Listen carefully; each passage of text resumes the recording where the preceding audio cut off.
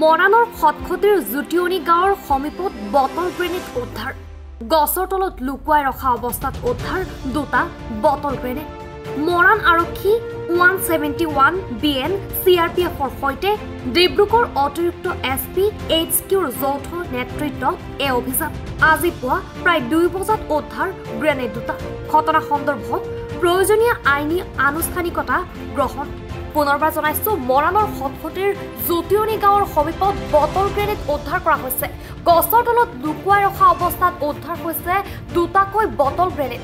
আৰু মৰাণ আৰক্ষী 171 BN CRPFৰ সৈতে ডিব্ৰুগড় অতিৰিক্ত SP HQৰ যৌথ নেতৃত্বত এই অভিযান চলিছিল। আৰু আজি পুৱা প্ৰায় 2 বজাত উদ্ধাৰ হয় দুটাকৈ গ্ৰেনেড। ঘটনা সন্দৰ্ভত প্ৰয়োজনীয় আইনী আনুষ্ঠানিকতা গ্ৰহণ কৰা হৈছে বুলি জানিব পৰা গৈছে।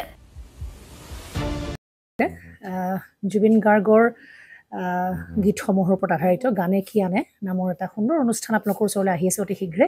অহা 15 আগষ্টৰ পৰা ধেমাজিৰ পৰা প্ৰথম অডিশ্যন আৰম্ভ হ'ব।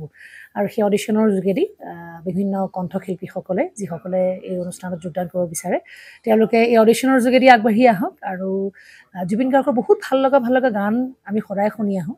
আৰু আপোনালোকৰ যদি ভাল লগা গান থাকে, জুবিন গাৰ্গৰ আপোনালোকে গাই ভাল পায়, তেন্তে অডিশ্যনত যোগদান কৰক। মোৰ ফালৰ পৰা আন্তৰিক শুভকামনা থাকিল এই সম্পূৰ্ণ অনুষ্ঠানটোলৈ। ধন্যবাদ।